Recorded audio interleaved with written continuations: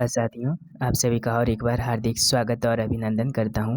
आप सभी के लिए ये वीडियो बहुत ही महत्वपूर्ण है क्योंकि इसमें महत्वपूर्ण कथन, काव्य पंक्तियां और प्रश्न भी समाहित है। परीक्षा के आधार पे आप सभी के लिए वीडियो बनाया गया है, तो आप अंत तक देखने का ज़रूर प्रयास करें क्योंकि इससे बहुत सारे प्रश्न आपके परीक्षा में आने वाले हैं। चलिए शुरू करते हैं। पहला प्रश्न है, आदिकाल को विश्वपन काल किसने कहा? महावीर प्रसाद द्विवेदी ने कहा। प्रकृति की अंतिम अपभ्रंश अवस्था से ही हिंदी साहित्य का आविर्भाव माना जाता है। यह कथन किसका है?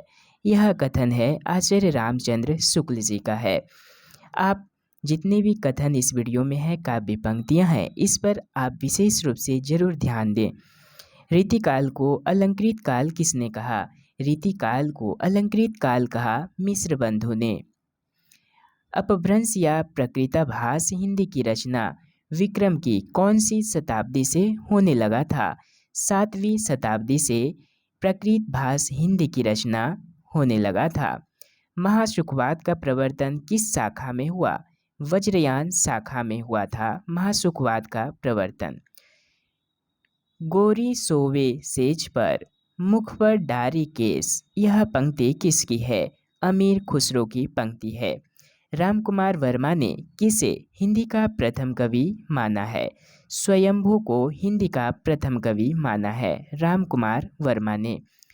पौम चरेयू के लेखक कौन है? पौम चरेयू के लेखक हैं स्वयंभू।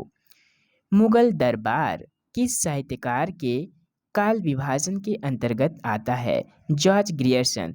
अर्थात सभी साहित्यकार ने, सभी इतिहासकारों ने काल विभाजन और नामकरण किया, तो आप जॉर्ज ग्रियर्सन के काल और नामकरण के पढ़ लीजिएगा क्योंकि उससे बहुत सारे प्रश्न पूछे गए थे पिछली बार भी। तो ये जो मुगल दरबार है, ये भी नामकरण किया गया है। तो ये कौन किए हैं? जॉर्ज ग्रियर्सन ने किए हैं। रामचंद्र शुक्ल ने प्रकृत पेंगलम का रचनाकार किसे माना है? सारंगधर को माना है। शंकराचार्य के बाद इतना प्रभावशाली और इतना महिमान्वित भारतवर्ष में दूसरा नहीं हुआ। यह कथन किसका है? यह कथन है हजारी प्रसाद द्विवेदी जी का है। गोरखवाणी का संपादन किसने किया? गोरखवाणी का संपादन डॉक्टर पीतम्बर दत्त बड़थवाल ने किया था। आचार्य शुक्ल के अनुसार वीरगीत परंपरा का प्राचीनतम ग्रंथ कौन सा है? विशलदेव रासो है। पृथ्वीराज रासो में कितने छंदों का प्रयोग किया गया है? 68 छंदों का प्रयोग किया गया है। पृथ्वीराज रासो एक राजनीतिक महाकाव्य है। दूसरे शब्दों में राजनीति की महाकाव्यात्मक त्रासदी है। यह कथन किसका है? डॉक्टर बच्चन सिंह जी का है और पृथ्वीराज रासो के बारे में उनका मत है। भक्त शब्द का सर्वप्रथम उल्लेख कहाँ मिलता है? श्वेतर उपनिषद में मिलता है। कहाँ मिलता है? श्वेतर उपनिषद में भक्त शब्द का उल्लेख मिलता है। भक्ति आंदोलन ऐतिहासिक सामाजिक शक्तियों के रूप में जनता के दुख व कष्टों से हुआ है। यह कथन किसका है? गजानन माधव मुक्तिबोध जी का है। कबीर को भाषा का डिक्टेटर किसने कहा? आचार्य हजारी प्रसाद द्विवेदी ने भाषा का डिक्टेटर कहा। किसे? कबीर को। भक्ति आंदोलन इस्लामी आक्रमण की प्रतिक्रिया है। यह कथन किसका है? आचार्य रामचंद्र शुक्ल जी का है। ये जितने भी कथन हैं दोस्तों, आप इसे अच्छे से जरूर किसी एक शब्द पर बल दीजिए। हमें भी ऐसा लगता है कि याद नहीं होता होगा, तो आप बार बार इसे सुने, बार बार पढ़ें तो अवश्य ही हो जाएगा और उसके भावों को आप समझने का प्रयास करें। अगर इस्लाम नहीं आया होता तो भी इस साहित्य का 12 आना वैसा ही होता जैसा आज है। यह कथन किसका है? हजारी प्रसाद द्विवेदी का है। निर्गुण मार्ग के निर्दिष्ट प्रवर्तक कबीर दास ही थे। यह कथन किसका है? कबीर दास के बारे में उन्होंने आलोचना किए हैं, मत प्रकाश किए हैं। यह कथन है रामचंद्र शुक्ल जी का। नसीहतनामा किसकी महत्वपूर्ण रचना है? नानक देव जी की है। मुझको तू क्या ढूंढे बंदे, मैं तो तेरे पास में। यह पंक्ति किसकी है? यह पंक्ति है कबीर दास जी की। आप पंक्ति पर भी जरूर अच्छे से ध्यान दें और याद करने का प्रयास करें। तंत्र न जानू मंत्र न जानू, जानू सुंदर काया। यह पंक्ति किसकी है? ये भी कबीर दास जी की है। भाई रे ऐसा पंथ हमारा, है पख रहित पंथ, गह पूरा अबरन एक अधारा। यह पंक्ति किसकी है? यह पंक्ति है दादू दयाल जी की। भारत में सूफी धर्म का प्रचार प्रसार किसने किया था?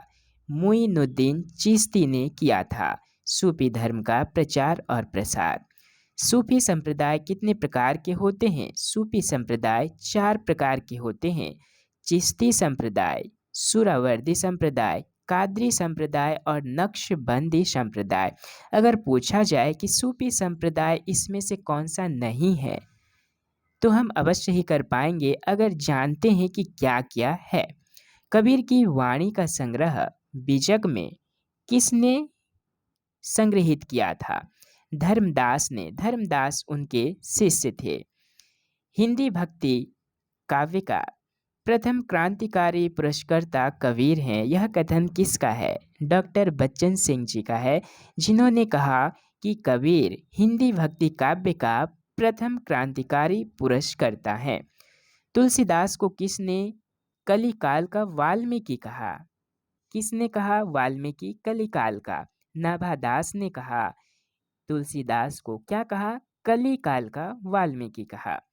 तुलसीदास बुद्ध देव के बाद सबसे बड़ा लोकनायक है। यह कथन किसका है? जॉर्ज ग्रियर्सन का है। ये सभी मत तुलसीदास जी के बारे में है। प्रीवियस ईयर के क्वेश्चन पेपर में आप देख सकते हैं कि ये प्रश्न इस तरह के पूछे गए थे, इसीलिए मैं आधार बनाकर ये प्रश्न लाया हूँ। तुलसीदास को किसने मानस का हंस कहा? अमृतलाल नागर ने। तुलसीदास जी उत्तरी भारत की समग्र जनता के हृदय मंदिर में पूर्ण प्रेम प्रतिष्ठा के साथ विराज रहे हैं। यह कथन किसका है? यह कथन रामचंद्र शुक्ल जी का है। तुलसीदास के किन रचनाओं को पंचरत्न कहा जाता है? पंचरत्न किसे कहा जाता है? वैराग्य संदीपनी, राम लला नहशु, जानकी मंगल, पार्वती मंगल और बरवे रामायण। इसे पंचरत्न कहा जाता है और साथ ही ये लघु कृति भी है। तुलसीदास के ये 5 रचनाएं लघु कृति के अंतर्गत आते हैं। तुलसीदास ने अपने बाहु रोग से मुक्ति के लिए कौन सी रचना किए थे? हनुमान बाहुक पुस्तक की रचना किए थे अपने बाहु रोग से मुक्ति पाने के लिए। तुलसी का संपूर्ण काव्य समन्वय की विराट चेष्टा है। यह कथन किसका है? हजारी प्रसाद द्विवेदी जी का है, क्योंकि इन्होंने बहुत ही सुंदर बात कही है। सच में तुलसी की काव्य में एक समन्वय, विराट समन्वय देखने को मिलता है। कविता करके तुलसी ना लसे, कविता पा लसी तुलसी की कला। यह कथन किसका है? अयोध्या सिंह उपाध्याय हरिओद जी का है। पुष्टि मार्ग को जहाँ जात है, जाय कछु लेनु होय सो लेऊ। यह कथन सूरदास के विषय में किसने कहा है? विठल दास ने कहा है कि पुष्टि मार्ग का जहाज उन्हें ही कहा जाता था, सूरदास को। वो कहते हैं कि पुष्टि मार्ग के जहाज जा रहे हैं, जिनको जो कुछ भी चाहिए उनसे ले लीजिए। वात्सल्य और श्रृंगार के क्षेत्र का जितना अधिक उद्घाटन सूर ने बंद आंखों से किया, उतना किसी और कवि ने नहीं किया। ये कथन किसका है? ये कथन आचार्य रामचंद्र शुक्ल जी का है। आप ध्यानपूर्वक सुने, समय लगेगा लेकिन आप अच्छा मार्क्स जरूर लाएंगे। यूरोप में बिहारी सतसई के समकक्ष कोई रचना नहीं है। यह कथन किसका है? जॉर्ज ग्रियर्सन का है। बिहारी सतसई के बारे में उन्होंने कहा है कि बिहारी सतसई यूरोप में एक ऐसी रचना है कि उसके समकक्ष कोई रचना नहीं मिलती है। सतसैया के दोहरे, ज्यों नावक के तीर, देखन में छोटे लगे, वेधें सकल शरीर। यह पंक्ति किसकी है? यह बिहारी लाल जी की है और यह पंक्ति बहुत ही प्रसिद्ध पंक्ति है। डॉक्टर नगेंद्र ने द्विवेदी काल को क्या नाम से अभिहित किया है?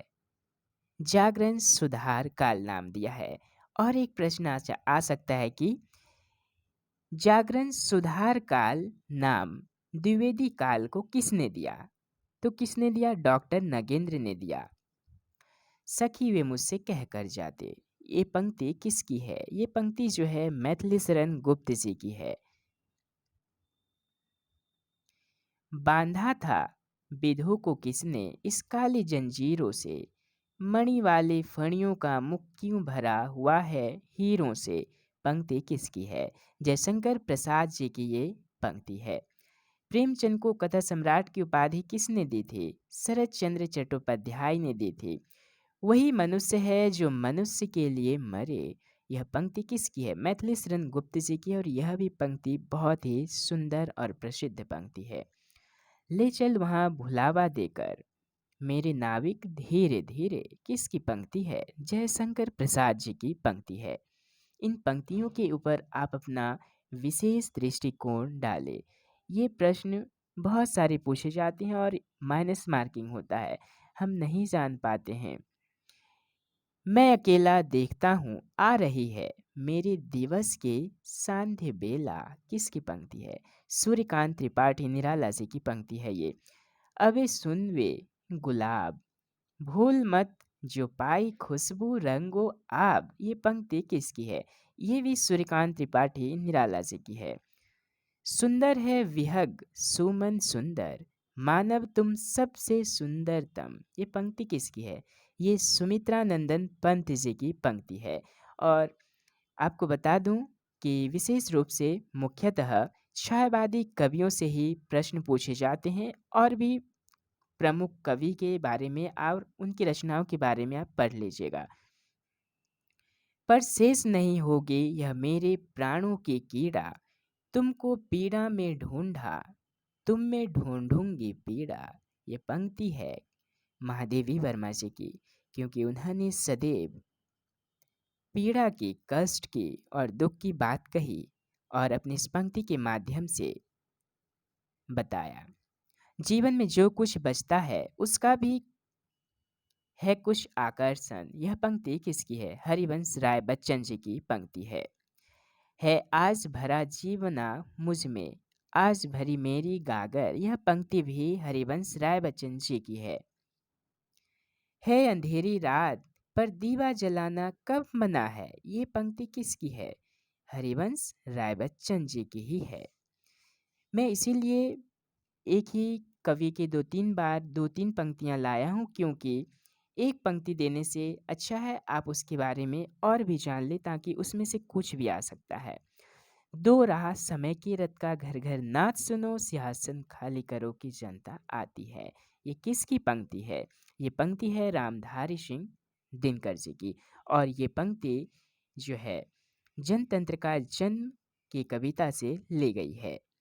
10,000 10,00,000 मरे पर झंडा ऊंचा रहे हमारा, ये पंक्ति किसकी है? नागार्जुन जी की है। बोले तुम केवल 5 मिनट चुप रहे आदमी 10,000 बस 5 मिनट, बहुत सुंदर पंक्ति है। ये पंक्ति जो है नागार्जुन जी की पंक्ति है। किंतु हम है द्वीप हम धारा नहीं, किसकी पंक्ति है? ये अज्ञ जी की पंक्ति है। मानव अथवा प्रकृति के सूक्ष्म किंतु व्यक्त सौंदर्य में आध्यात्मिक छाया का भान मेरे विचार में छायावाद की सर्वमान्य व्याख्या हो सकती है, किसका कथन है? ये कथन है नंद दुलारे वाजपेयी जी का। उर्वशी किसकी रचना है? जयशंकर प्रसाद जी की।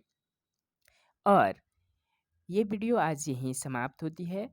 मैंने जितने भी वीडियो अपने प्लेलिस्ट में डाला है आप उस प्लेलिस्ट में जाइए और सारे के सारे वीडियो देख डालिए, क्योंकि आप जितना बार बार उसे प्रैक्टिस करेंगे सभी क्वेश्चन बहुत ही महत्वपूर्ण है, इम्पोर्टेंट है। आप अच्छा मार्क्स जरूर स्कोर कर पाएंगे। आप सभी को परीक्षा की ढेर सारी शुभकामनाएं। अगर आप मेरे चैनल पर नए हैं दोस्तों तो सब्सक्राइब जरूर कर दीजिएगा। एक लाइक, सब्सक्राइब, शेयर और कमेंट्स जरूर करें। धन्यवाद, नमस्कार। अगले वीडियो में नई जानकारी के साथ मिलते हैं।